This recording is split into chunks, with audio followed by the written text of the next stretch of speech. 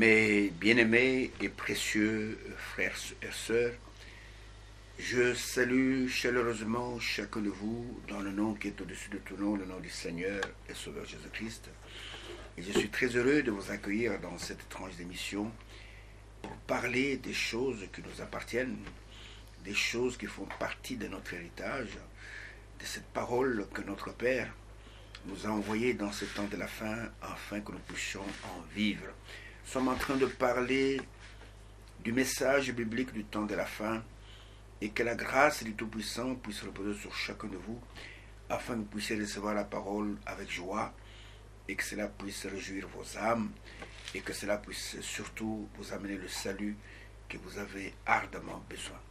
Ainsi, quelle que soit votre communauté, quelle que soit votre religion, quelle que soit votre tendance spirituelle, et vous savez que Satan, c'est le plus grand théologien, c'est le plus grand religieux, et Satan se déguise en ange de lumière, et c'est pourquoi il y a beaucoup d'églises sur la terre. Dieu n'en a pas plusieurs, il n'y en a qu'une seule, pour laquelle le Seigneur a témoigné que sur ce roc, moi Jésus, je bâtirai non pas mes églises, mais je bâtirai mon église. Il a ajouté que même les portes du séjour de mort ne prévaudront point contre elle. Ainsi, quelle que soit votre communauté, quelle que soit votre coloration spirituelle, que la grâce du Tout-Puissant repose sur vous. Le Seigneur vous aime, le Seigneur ne veut pas la mort du pécheur, il veut que chaque homme arrive à la connaissance de la vérité, qu'il puisse se repentir sincèrement, qu'il puisse regretter cette vie qu'il a menée sans Christ et qu'il puisse hériter du salut qu'il offre gratuitement à tous ceux qui viennent à lui. Ainsi que le bénédiction Tout-Puissant repose sur vous. Nous vous disons merci d'avance pour vos prières dans notre endroit. Nous vous disons merci pour vos dons en espèces, pour vos soutiens financiers.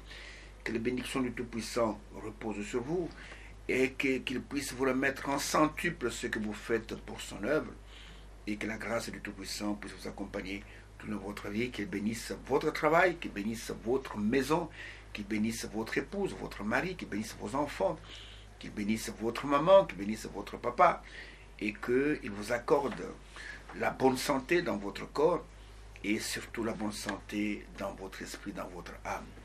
Ainsi, quel que soit l'endroit où ces émissions vont vous atteindre, que vous soyez en Afrique, que vous soyez en Europe, que vous soyez aux États-Unis, que vous soyez au Proche, au Moyen-Orient, n'importe où que vous êtes sur ce globe terrestre, que les bénédictions du Tout-Puissant puissent vous atteindre et qu'elles puissent vous accompagner. Et nous vous disons merci pour vos prières, qui nous soutiennent, parce que quand vous priez pour nous, cela nous donne de la force pour pouvoir continuer à servir le Seigneur et surtout à servir son peuple. Parce que nous ne sommes pas des petits seigneurs, nous sommes vos serviteurs, ceux qui vous annoncent la bonne nouvelle, l'évangile de votre salut, afin que vous puissiez hériter de cette grâce que Dieu a abondamment répandue parmi son peuple et que vous ne soyez pas condamnés avec les pécheurs. Ainsi, serrez vos ceintures, nous allons encore décoller, ça va peut-être monter très haut. Vous savez que les enfants de Dieu, ce sont des aiglons. Et ils montent très haut, là où les autres oiseaux ne peuvent pas suivre, les faucons ne savent pas suivre, le corbeau ne peut pas suivre. Et là, nous voyons des choses extraordinaires. Là, toutes choses sont possibles à celui qui croit. Est-ce que la bénédiction du Tout-Puissant repose sur chacun de vous? Pendant que nous allons encore une fois nous tourner vers lui, pour que lui seul nous parle. Il est le seul qui possède les paroles de la vie éternelle. Tout homme est menteur, et Dieu seul est le véritable. Et si lui nous parle, nous savons que nous allons posséder la vie que nous avons besoin. Ainsi, cramponnez-vous, prenez de quoi écrire, prenez de quoi enregistrer et confrontez tout ce que nous disons dans ces émissions avec sa parole et voyez vous-même si on ne vous dit pas la vérité. Et vous qui êtes frères, sœurs du message, prenez le message du temps de la fin, prenez ce que le prophète a dit et pour ceux qui croient au ministère de la distribution, prenez aussi tout ce que le serviteur fidèle a dit et confrontez cela avec ce que nous disons et voyez si nous ne disons pas la vérité. Cela ne sert à rien de dire tout le temps Branham a dit, Franck a dit. Non, nous prêchons la parole de Dieu. Et eux, ils ont prêché la parole de Dieu. À notre tour, nous prêchons la parole de Dieu. Nous annonçons Christ. Nous prêchons l'évangile éternel et l'évangile, le personnage principal dans l'évangile, c'est le Seigneur Jésus-Christ, le Dieu véritable, comme l'apôtre Jean pouvait dire. Nous savons que le Fils de Dieu est venu et qui nous a donné l'intelligence pour connaître le véritable. Et nous sommes dans le véritable, en son Fils Jésus-Christ. C'est lui qui est le Dieu véritable et la vie éternelle. Petits enfants, gardez-vous des idoles. Ainsi, cramponnez-vous et ayez foi dans vos cœurs. Ne faites pas attention à celui qui parle. Je suis un homme comme vous, sauvé par grâce. Je ne suis pas spécial, mais c'est un petit don que Dieu a placé à moi, qui me permet de vous parler de sa part. Mais accrochez-vous à la parole qui sort de ma bouche. Mais il y a peut-être des imperfections dans ma vie. Ne regardez pas ça. Je suis faillible comme tout homme, mais lui, il est infaillible. Est-ce que Dieu vous bénisse pendant que nous allons quelquefois lui demander à lui seul de nous parler et que la bénédiction du Tout-Puissant repose sur chacun de vous. Nous sommes en train d'examiner la parole prophétique qui s'accomplit pour notre temps. Et notre temps est un temps un peu spécial, parce que c'est le dernier temps, avant que Dieu termine son programme avec les nations que nous sommes, pour se tourner de nouveau vers Israël. Donc faites attention, si vous ratez le virage dans ce temps, vous allez complètement rater d'entrer dans le royaume. Et nous voyons que il y a des prophéties qui s'accomplissent dans notre temps, mais les gens sont tellement aveugles. Les gens sont tellement aveugles. Regardez même des prédicateurs qui font des programmes, des campagnes d'évangélisation, regardez les thèmes qu'ils prennent. C'est ça qui nous montre que les gens sont tellement aveugles. Mais nous voulons comprendre exactement ce que Dieu fait dans notre temps. Non seulement comprendre, mais nous voulons faire partie de son plan, faire partie de son action, et que les desseins de Dieu destinés pour notre temps puissent être aussi les nôtres. En fait, nous sommes dans le résumé de ce que nous avons vu pendant quelques émissions sur la parole prophétique, l'accomplissement des prophéties bibliques dans notre temps. Et nous sommes arrivés au deuxième point, et ce deuxième point, c'est le message de préparation de l'épouse pour l'enlèvement. Ce n'est pas n'importe quelle épouse, c'est l'épouse de Christ. Ce n'est pas le message de préparation des dénominations, ce n'est pas le message de préparation des organisations, mais c'est le message de préparation de son épouse, tel qu'il est écrit dans Apocalypse chapitre 19, verset 7 verset 9. C'est par là qu'on a terminé la fois passée, je le relis encore pour vous. Là, il est écrit ceci, Apocalypse chapitre 19, verset 7 jusqu'au verset 9. Et Jean a vu l'épouse arriver à la perfection. Et voilà, il dit ceci, verset 7 jusqu'au verset 9, il dit « Réjouissons-nous, soyons dans l'allégresse, et donnons-lui gloire, car les noces de l'agneau sont venues, son épouse, l'épouse de l'agneau, s'est préparée. Il lui a été donné de se revêtir d'un fin lin éclatant, pur, car le fin lin, ce sont les œuvres justes des saints. L'ange me dit, écoutez, écris. Heureux ceux qui sont appelés au festin des noces de l'agneau. Puis il me dit, ces paroles sont les véritables paroles de Dieu. En quelque sorte, Jean, toi qui écoutes ces choses, sache que ce que je te dis est ainsi dit le Seigneur. L'épouse va se préparer, l'épouse va atteindre la perfection, l'épouse sera enlevée, ça ne sera pas un enlèvement spirituel, ce sera un enlèvement physique qui va arriver. Elle va se préparer, elle va revêtir des corps incorruptibles, des corps immortels, et elle va aller dans la gloire. Il sera avec l'époux pour l'éternité. Il y a des gens qui ont spiritualisé l'enlèvement. Il y a des gens qui ont spiritualisé la venue du Seigneur. Non, la venue du Seigneur ne sera pas une venue spirituelle. Vous comprenez? Quand dans Actes chapitre 1er, quand le Seigneur a été enlevé, verset 10, verset 11, et qu'il y a deux anges qui sont apparus aux disciples, qui leur ont dit, « Hommes galiléens, pourquoi restez-vous à regarder le ciel? Ce Jésus que vous avez vu allant au ciel reviendra, non pas spirituellement, mais de la même manière que vous l'avez vu allant au ciel. » Mais ils ne savaient pas comment ça allait se passer. Et nous avons vu que cela a été révélé à l'apôtre Paul et que l'apôtre Paul en a parlé aux Thessaloniciens et il a écrit dans sa première lettre aux Thessaloniciens et cela nous est parvenu parce que cela fait partie de la parole de Dieu et c'est ainsi que nous savons exactement ce qui va se passer le jour de l'enlèvement. Et qu'il y a trois choses qui vont intervenir ce jour-là. Il y a le cri de commandement ou le signal donné, il y a la voix de l'archange, il y a la trompette de Dieu, tout cela arrive simultanément. Et premièrement, les morts en Christ vont ressusciter, ensuite ceux qui seront restés vivants, ils seront changés, et ensemble, ils seront tous enlevés dans les airs à la rencontre du Seigneur, et ils seront ensemble avec le Seigneur pour l'éternité.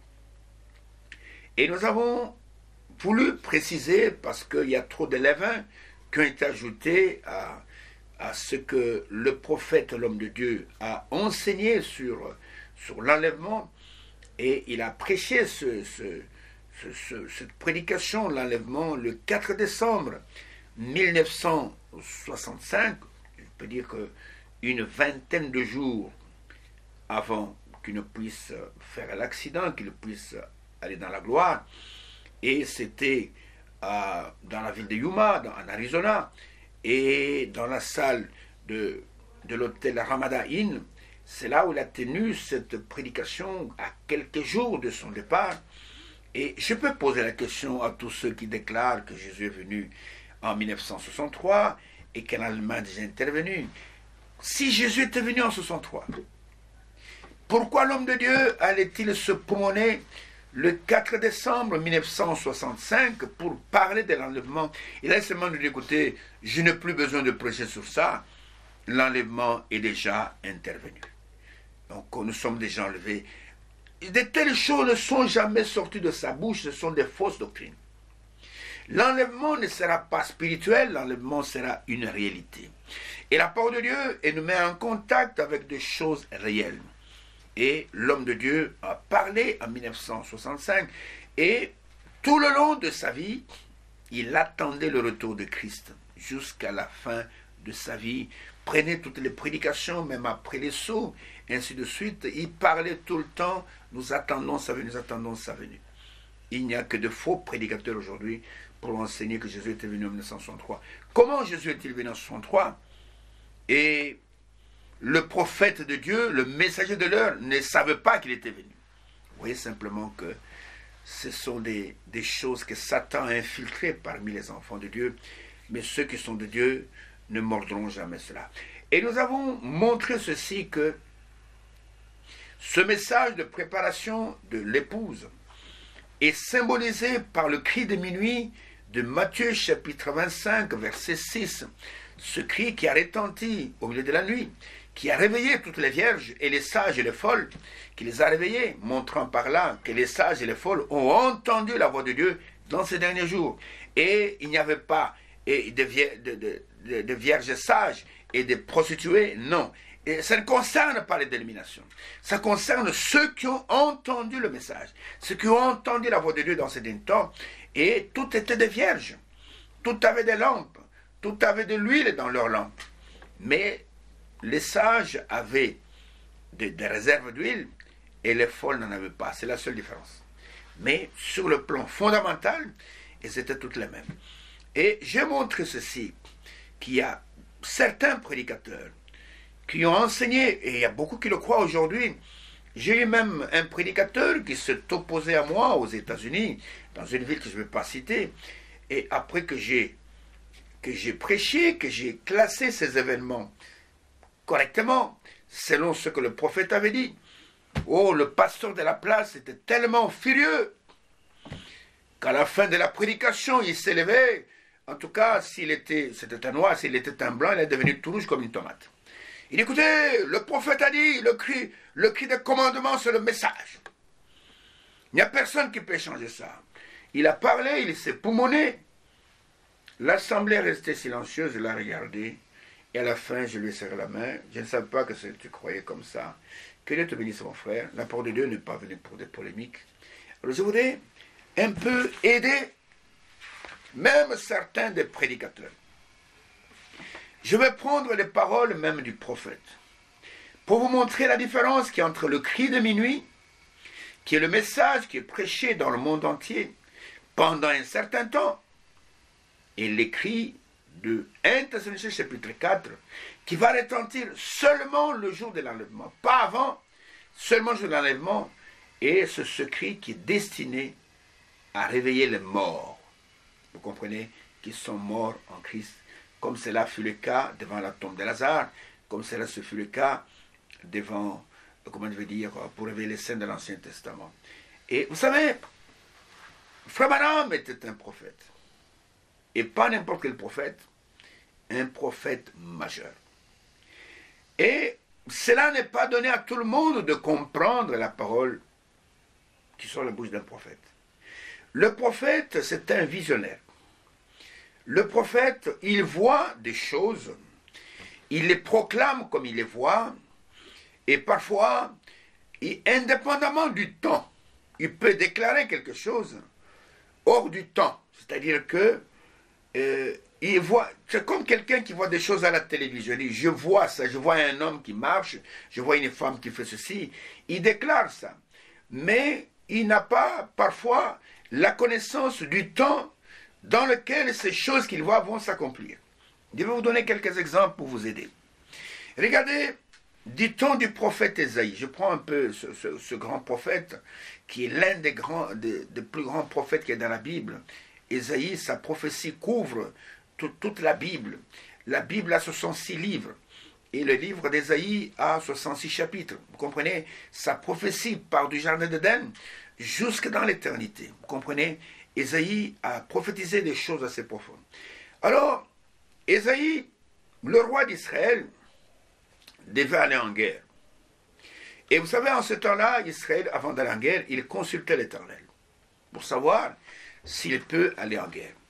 Et le roi envoie des émissaires auprès du prophète pour lui demander est-ce qu'on peut partir en guerre et qu'est-ce qui va arriver. Donne-nous un signe qui peut nous montrer que nous allons être victorieux. Et les émissaires du roi sont arrivés chez l'homme de Dieu, chez le prophète. Je veux seulement vous montrer que si tout le monde n'est pas capable de comprendre la parole du prophète. Il y a des gens qui pensent que la simple lecture des brochures leur permet de comprendre le message. Vous êtes grandement en erreur. Grandement en erreur.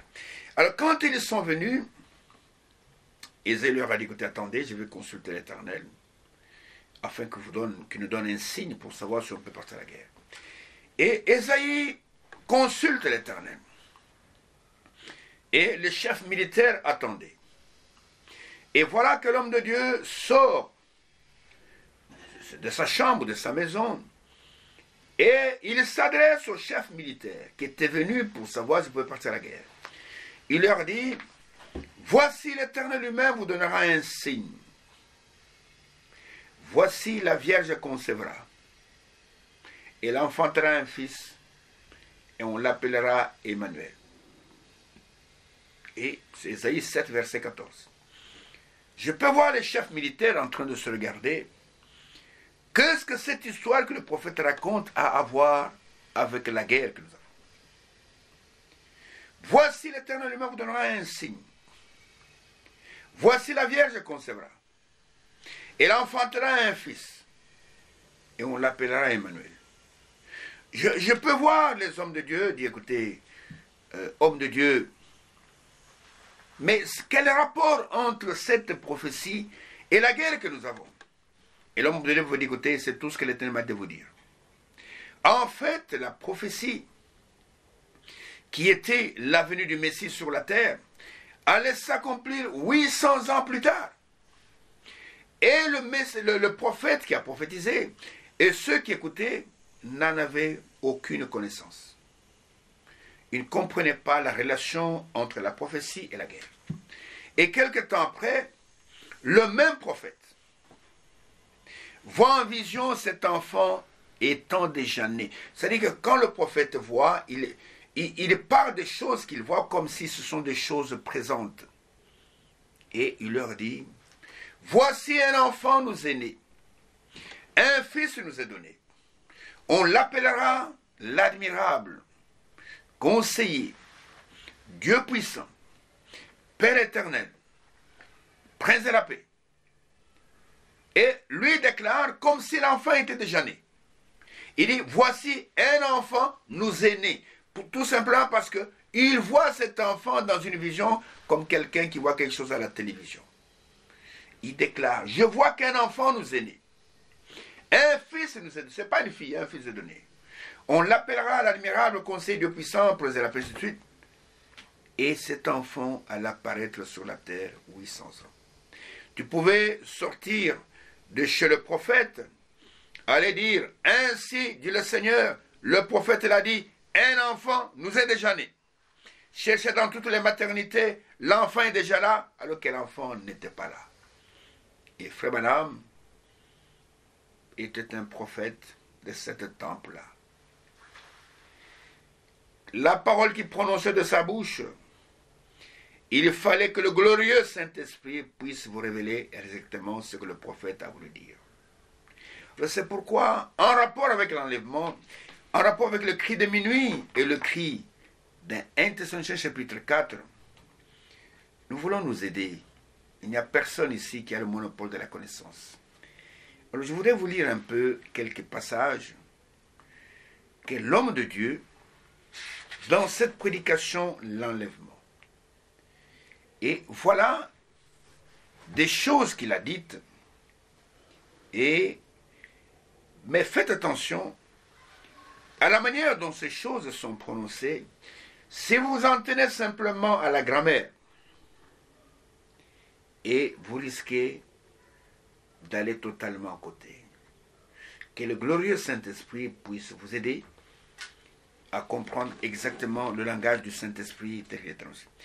Quand nous allons dans cette prédication, et nous voyons que, je prends par exemple la fin je suis en train d'utiliser la version, la traduction de Suisse de Frère Barlier, qui est parmi les meilleures traductions que nous connaissons du message. Et à la fin du paragraphe 129, à la page 26, et Frère Branham relit l'écriture de 1 Thessaloniciens chapitre 4, il dit ceci, car le Seigneur lui-même, verset 16, car le Seigneur lui-même, avec un cri de commandement, avec une voix d'archange, et avec la trompette de Dieu. Il dit 3 choses se passent. Un cri, une voix, une trompette, avant que Jésus apparaisse. Maintenant un cri. Écoutez, Jésus fait les 3 choses lorsqu'il descend. Ici, ce n'est pas un prophète. C'est le Seigneur qui fait les 3 choses lorsqu'il descend. Il dit un cri. Voilà maintenant là où il y a le dérapage, où les gens sont allés trop loin. Il dit, qu'est-ce qu'un cri? Il dit, c'est le message qui vient en premier. Le pain vivant de la vie qui fait apparaître l'épouse. Effectivement, avant que le cri ne puisse retentir dans le ciel, il y a d'abord un cri sur la terre. Et ce cri-là, ce n'est pas 1 Thessaloniciens chapitre 4, c'est Matthieu chapitre 25, verset 6. C'est-à-dire qu'il faut d'abord qu'il y ait un message de préparation qui est prêché sur la terre avant que ce cri qui viendra d'en haut ne puisse retentir.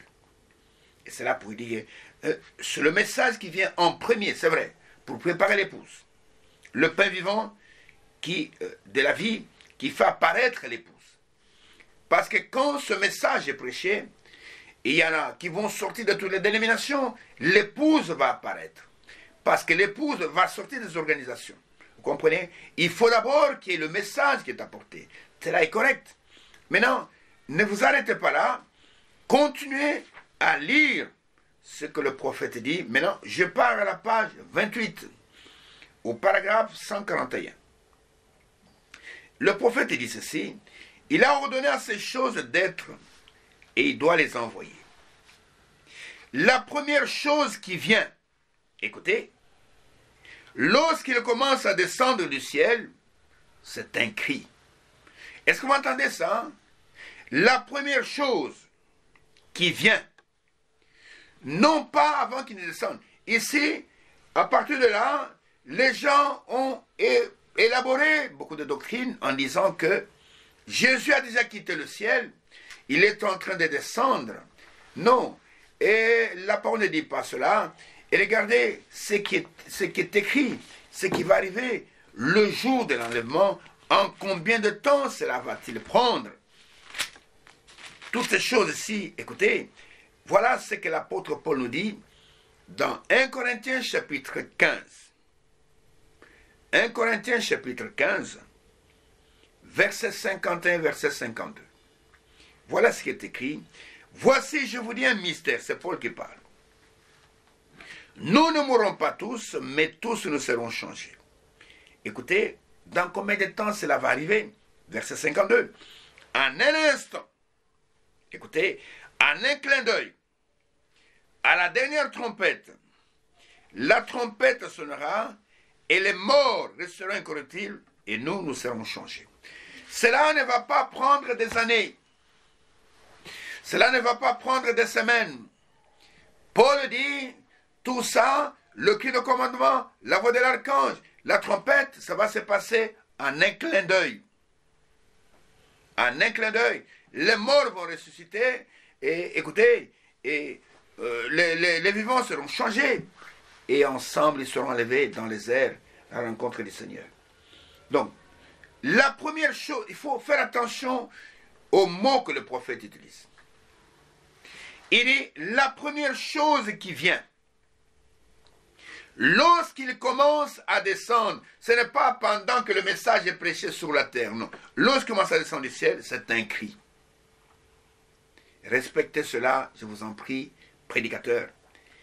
Maintenant, voilà maintenant là où il y a le dérapage.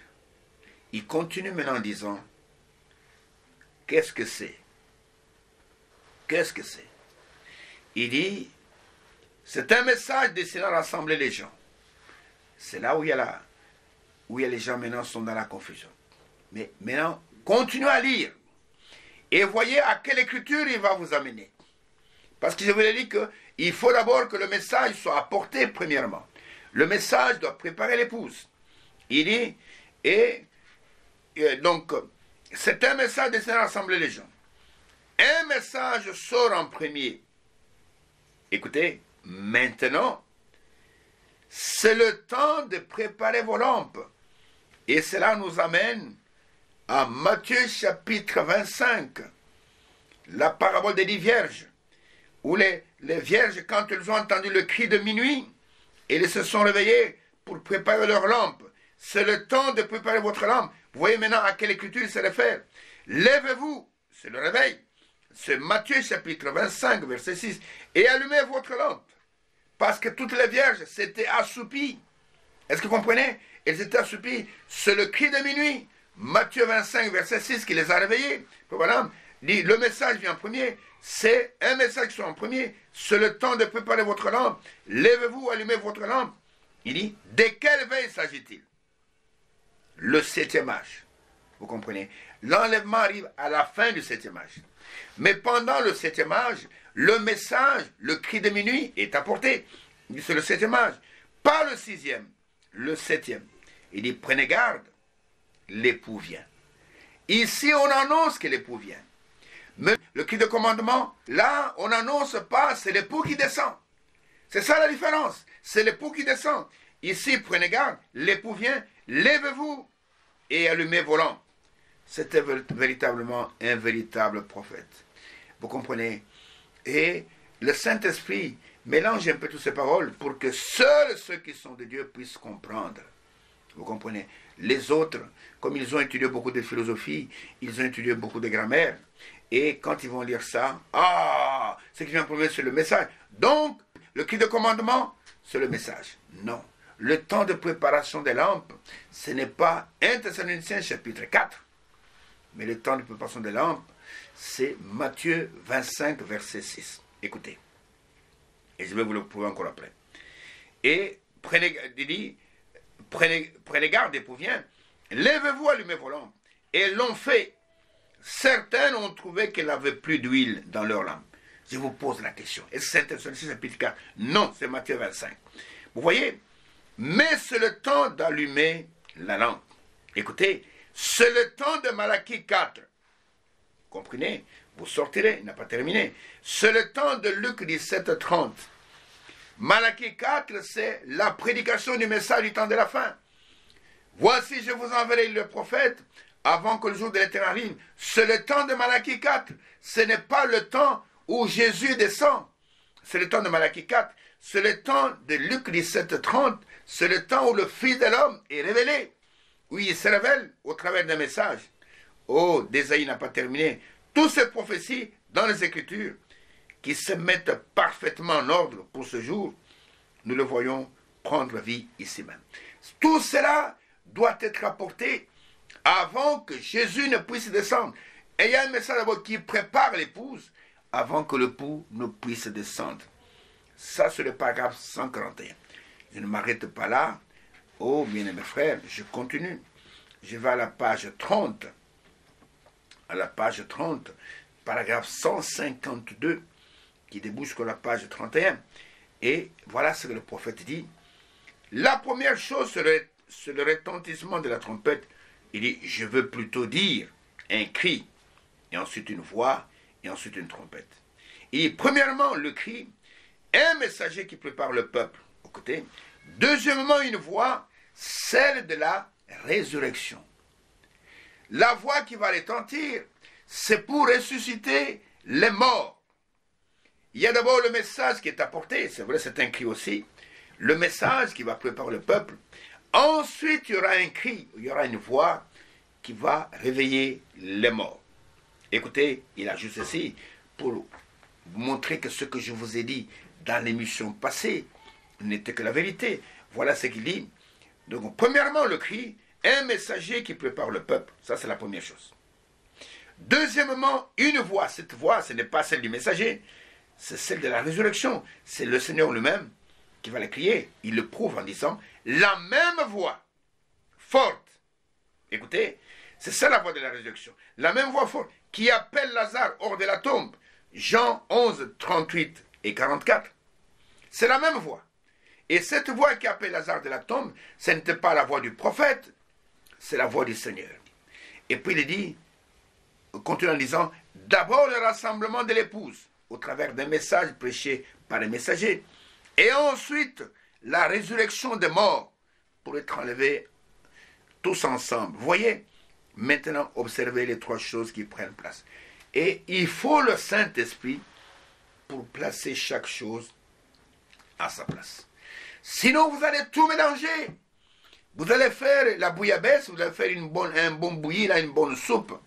Et le peuple ne marchera pas dans la lumière. Maintenant, regardez maintenant ce qu'il dit un peu plus loin, à la page 34. Je vais lire du paragraphe 170 jusqu'au paragraphe, je vais déborder jusqu'au paragraphe 176.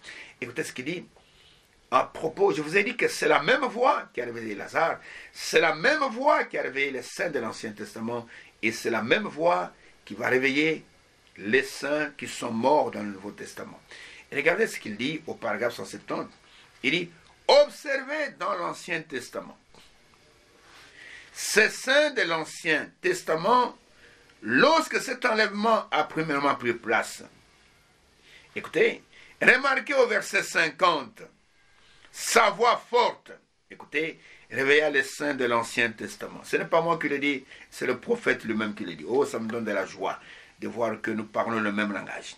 Juste exactement comme la forte voix réveilla Jésus, il dit non, je veux dire Lazare, c'est la même voix, vous voyez. La voix, la forte voix réveille. C'est ça le cri de commandement. Et le deuxième enlèvement est accompli dans 1 Thessaloniciens au chapitre 4. Nous lisons un peu, nous l'avons déjà lu il y a quelques minutes, vous voyez. Or, nous ne voulons pas, frères, que vous soyez dans l'ignorance à l'égard de ceux qui dorment ou dans d'autres versions qui sont morts. C'est dans 1 Thessaloniciens chapitre, verset 13 à 18. C'est le second enlèvement. Le second sera celui de l'enlèvement de l'épouse. Écoutez, paragraphe 171. Les saints de l'Ancien Testament sont partis dans sa présence en route pour le paradis. Vous comprenez? Quelle précision! Il n'a pas dit en route vers le ciel, mais vers le paradis. Les saints de l'Ancien Testament se sont élevés au son de sa forte voix lorsqu'il cria et qu'il rendit l'esprit. Oh, que la parole est merveilleuse. Pourquoi? À cause du sacrifice de l'appropriation de leurs péchés qu'ils avaient attendu, croyant que l'agneau parfait devait venir. Ils avaient offert le sacrifice de l'agneau, et lorsqu'il mourut, écoutez, et rendit l'esprit, écoutez, oh, que la parole est merveilleuse, il cria d'une voix forte, et les saints de l'Ancien Testament furent réveillés. C'est ça le cri des commandements. Comprenez? Réveillez. Il dit, observez le cri et la voix, ici, la même chose que lors de sa venue. C'est ce qui va arriver, lors de sa venue. Pas pendant que le message est prêché sur la terre. Vous voyez, il a rendu l'esprit, et lorsqu'il le fit, le sacrifice fut parfait, et leur paradis vidé, le paradis d'en bas, et les saints de l'Ancien Testament sont revenus sur terre, ont marché sur terre, et sont entrés avec lui dans son enlèvement. David a dit ici, c'est dans les psaumes 24, « Porte, élevez vos linteaux, élevez vos têtes, élevez-vous, portail éternel, et le roi des gloires entrera. » Il a emmené captive la captivité et a donné des dons aux hommes. Psaume 68, verset 18, Éphésiens 4, verset 8. Lorsque les saints de l'Ancien Testament sont allés avec lui, ils ont dit, « Qui est le roi de justice ?» Le Seigneur de gloire dans la bataille. Psaume 24, verset 8. Jésus a conduit captif la captivité. Et ici, il vient avec les saints de l'Ancien Testament et ils sont passés par une nouvelle porte là-bas et on dit, porte, élevez vos têtes ou élevez vos linteaux et élevez-vous, portail éternel et laissez entrer le roi de gloire. Et la voix vient de l'intérieur et dit, qui est le roi de gloire?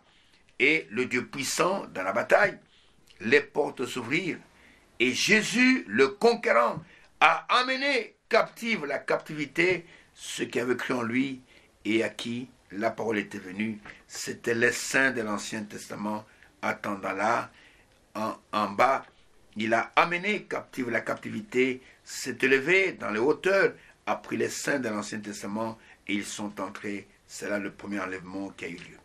Le prochain enlèvement qui prend place dans 1 Thessaloniciens est pour l'époux, pour l'église, l'épouse, afin d'être ressuscité, enlevé dans la gloire, oh que nous le vivons, c'est le corps qui est resté sur terre, qui demeureront jusqu'à sa venue. Nous ne dévancerons aucunement ceux qui ne se sont endormis, car la trompette de Dieu se fera entendre en premier, et les morts en Christ resteront premièrement. Puis nous le vivons qui demeurons, nous serons ravis ou enlevés ensemble avec eux dans la gloire. Et ainsi, j'espère que ceux qui disent, écoutez, le frère ne lit pas les brochures, je vous ai lu aujourd'hui. Je vous ai lu, c'est pour que ceux qui sont sceptiques reprenez la brochure et lisez la brochure et vous verrez que je vous ai dit exactement ce que le messager a dit. Si vous n'avez pas l'esprit qui a conduit le messager, vous allez totalement mélanger tout. Le cri de commandement ne retentit pas pendant 10 ans, 20 ans, 30 ans. Non. Le cri de minuit, qui dit, c'est le temps de préparer les lampes. Levez-vous, préparez vos lampes. Mais le cri de commandement, c'est un commandement adressé à la mort.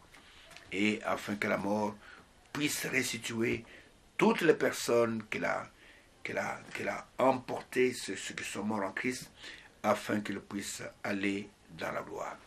Et nous comprenons que ceux qui sont prédestinés, nous avons lu ensemble avec vous dans Jean chapitre 5, verset 25, je crois, qu'il arrivera un temps où les morts entendront la voix du Fils de Dieu, et ceux qui l'auront entendu, ils vont ressusciter pour la vie, et ceux qui ne l'auront pas entendu, et c'est plutôt Jean chapitre 5, verset 25, Jésus dit, en vérité, je vous le dis, l'heure vient, elle est déjà venue, où les morts entendront la voix du Fils de Dieu, ce sont les morts en Christ, et ceux qui l'auront entendu, ils vivront.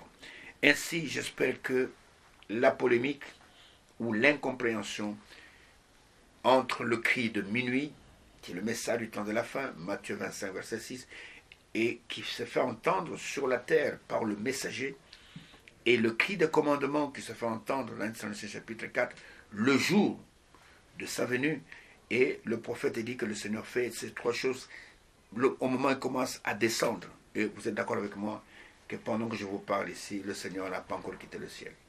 Et combien de temps va-t-il mettre pour quitter la gloire et venir nous chercher? La Bible dit en un clin d'œil. Donc c'est en une fraction de seconde. Tout est fini. C'est pourquoi l'enlèvement sera soudain et secret et le monde n'en verra rien. Aucune télévision ne filmera cela. Aucun radar de ce monde ne pourra filmer cela. Et il n'y a que ceux qui sont prédestinés à la mort. Ainsi, nous voyons que Dieu a envoyé un message. Un message qui prépare son peuple. Ce message est venu au travers d'un ministère prophétique, selon Malachie chapitre 4, verset 5, verset 6, et que je vous enverrai Élie, le prophète, avant que le jour de l'Éternel arrive, et ceux qui vont recevoir ce message. Écoutez-moi attentivement. Parce qu'il y a une telle confusion que même le groupe de prière pense qu'ils seront dans l'enlèvement. Je vais dire des choses maintenant qui vont sembler dures, mais elles ne sont pas dures, elles sont plutôt vraies. Aimez les serviteurs de Dieu qui vous disent les choses qui sont vraies, plutôt que ceux qui vous endorment dans des illusions, qui vous racontent des histoires que nous allons aller au ciel, alors que vous n'irez pas au ciel. Il n'y a que l'épouse de Christ qui ira au ciel. Il n'y a que l'épouse. Il n'y a que le corps de Christ. Aucun groupement de prière, aucune dénomination ne sera dans l'enlèvement. Ce que je dis est fort, mais je vous dis la vérité. Aucune dénomination ne sera dans l'enlèvement. Toutes les dénominations que vous voyez sur la terre, elles sont terrestres et n'iront pas dans l'enlèvement. Si les pasteurs, les prêtres vous disent que nous allons aller au ciel, ils vous mentent. Et je vous dis la vérité, ce que je vous dis, c'est peut-être choquant, mais mieux vaut qu'on vous le dise maintenant pour que vous puissiez prendre vos dispositions, que d'attendre comme c'est dans les choses de mort, comme le jeune homme riche, qui se retrouve dans le séjour de mort, commence à poser la question comment je suis arrivé ici. Je préfère vous dire la chose vraie avant que la mort ne puisse vous emporter ou que le retour du Seigneur puisse intervenir. Et nous voyons que le 11 juin 1933, maintenant écoutez-moi bien, je ne m'adresse pas seulement aux frais du message, je m'adresse à tout homme qui m'écoute. Que tu sois catholique, que tu sois pentecôtiste, que tu sois méthodiste, que tu sois presbytérien, que tu sois témoin de Jéhovah, que tu sois kimangiste, que tu sois n'importe qui, Dieu, quand il parle, il s'adresse à tout homme sur la terre. La parole de Dieu, cette Bible que vous voyez ici, elle s'impose à tout homme sur la terre. Maintenant, faites attention, je vais vous dire des choses très graves. Si vous refusez d'écouter ce que Dieu dit, au jour du jugement, vous n'aurez qu'à vous en prendre à vous-même. Quand Dieu parle, sa parole, elle s'impose à tout homme sur la terre. Regardez ce qu'il a dit dans Proverbes chapitre 1er. Proverbes chapitre, je vais prendre seulement un extrait. Proverbes chapitre 1er. Et ceci, je l'adresse à quiconque. Toi, pasteur qui me suis en secret, tu ne veux pas que tes fidèles sachent que tu es en train de suivre cette émission. Je sais que beaucoup de prédicateurs, beaucoup de pasteurs suivent cette émission. Je le sais. Même des grands pasteurs de cette ville de Kinshasa, ils suivent cette émission.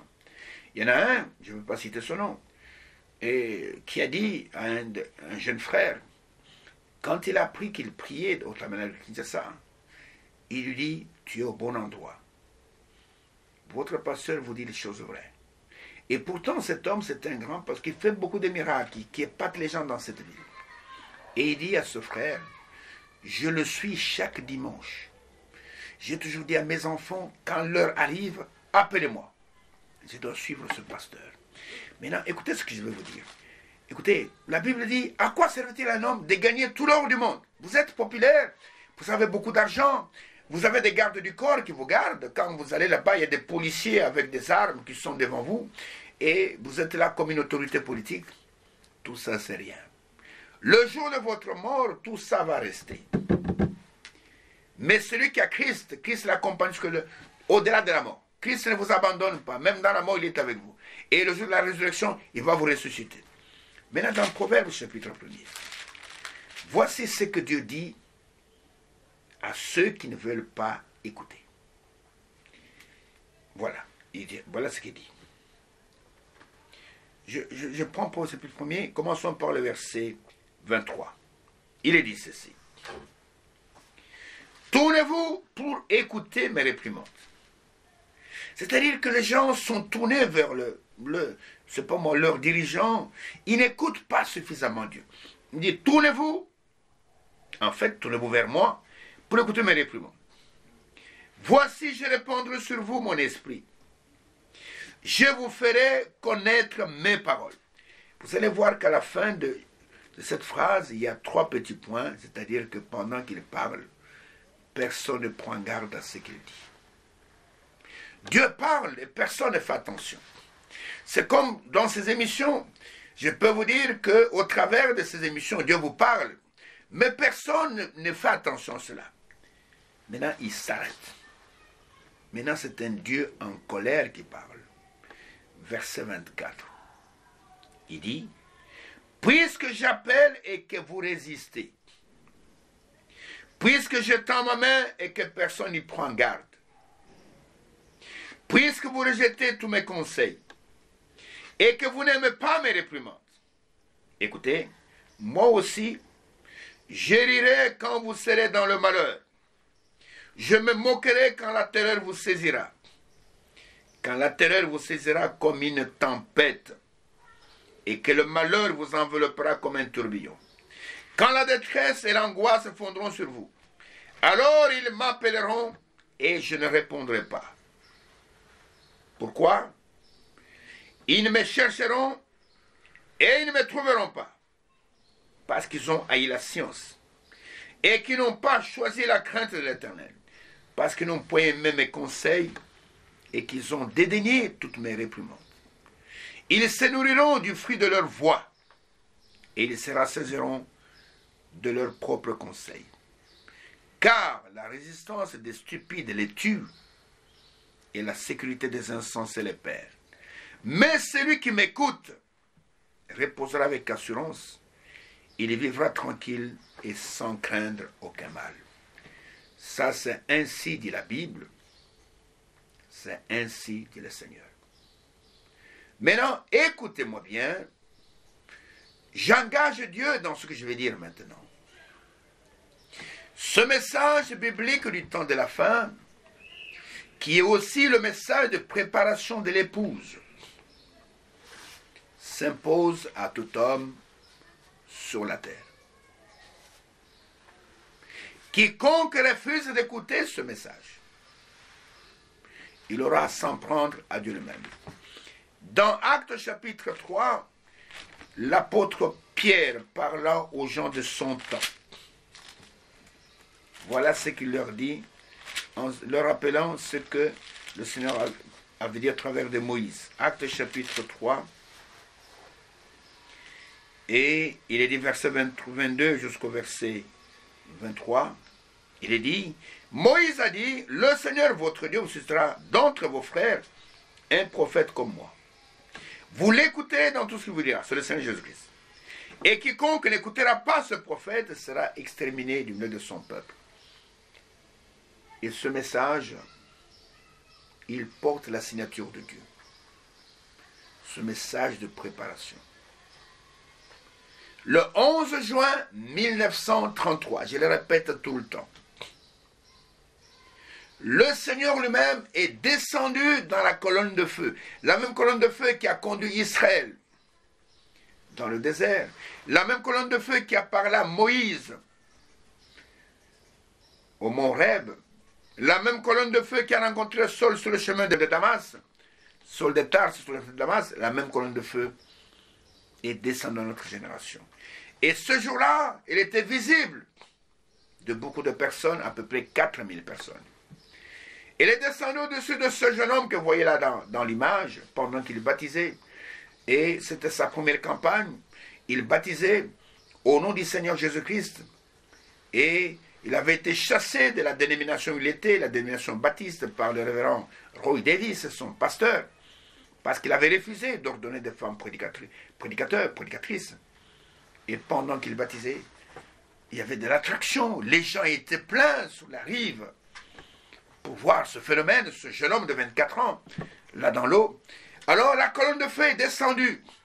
Et la colonne de feu, c'est Dieu lui-même qui s'évoile dans le feu. Parce que notre feu, notre Dieu est aussi un feu dévorant. Et là, la voix est sortie, écoutez bien. De même que Jean-Baptiste fut envoyé comme précurseur de la première venue de Jésus-Christ, ainsi tu es envoyé avec un message qui sera précurseur de la seconde venue de Jésus-Christ, un message qui préparera l'épouse. Il n'y a pas de préparation en dehors de ce message. Si quelqu'un vous prête cela, il vous trompe. Je ne suis pas là pour faire de compromis avec aucune dénomination. Il n'y a aucune parole de préparation de l'épouse dans aucune dénomination, dans aucun groupe de prière.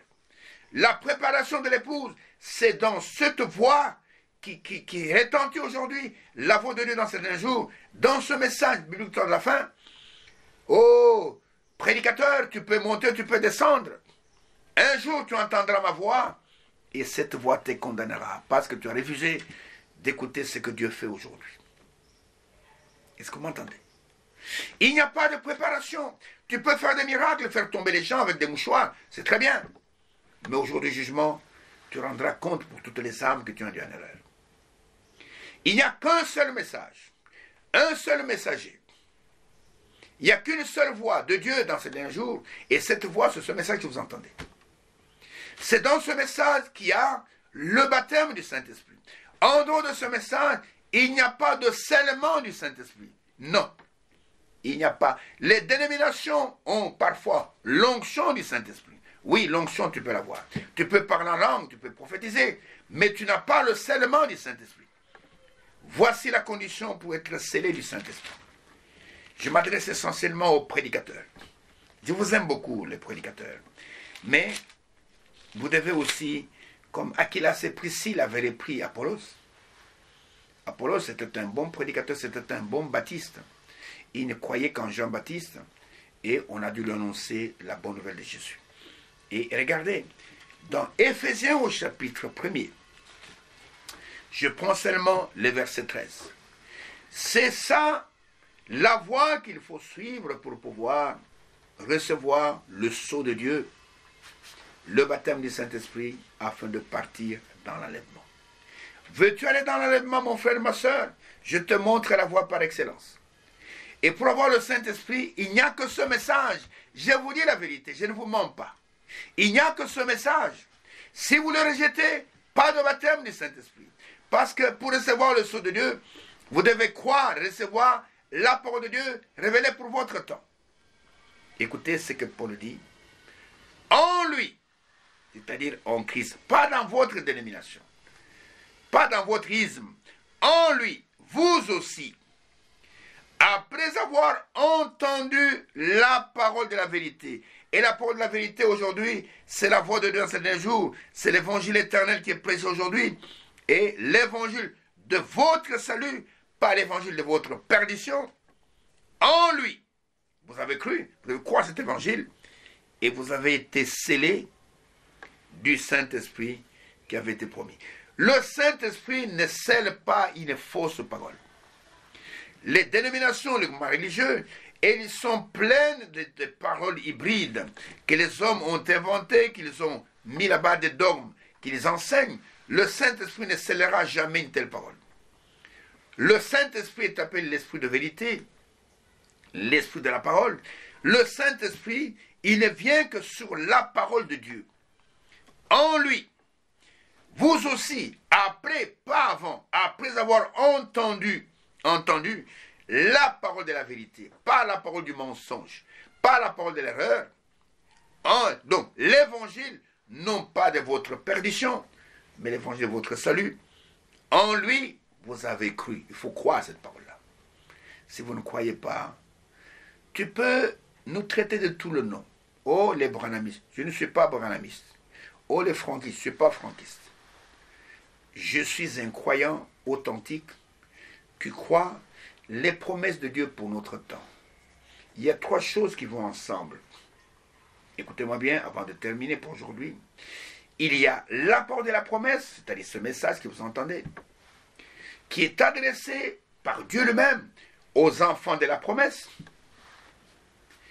Et quand ils croient à cette parole de la promesse, ces enfants de la promesse croient à la parole de la promesse, Dieu lui-même, pas quelqu'un d'autre, les scelle du Saint-Esprit, qui est l'Esprit promis, afin qu'ils soient prêts pour l'enlèvement. Veux-tu aller dans l'enlèvement? Voici la voie par excellence. Il y a un message qui parcourt la terre, recherchant les enfants de Dieu dispersés pour le mettre dans un seul corps. Nous sommes baptisés dans le même esprit pour former un seul corps. Et si tu refuses d'écouter ce message, si tu le traites... Les branhamistes existent, oui, je suis d'accord avec vous. Mais tout le monde n'est pas branhamiste. Moi, je ne suis pas branhamiste. Moi, je suis chrétien. C'est-à-dire que j'ai en moi l'esprit de Christ.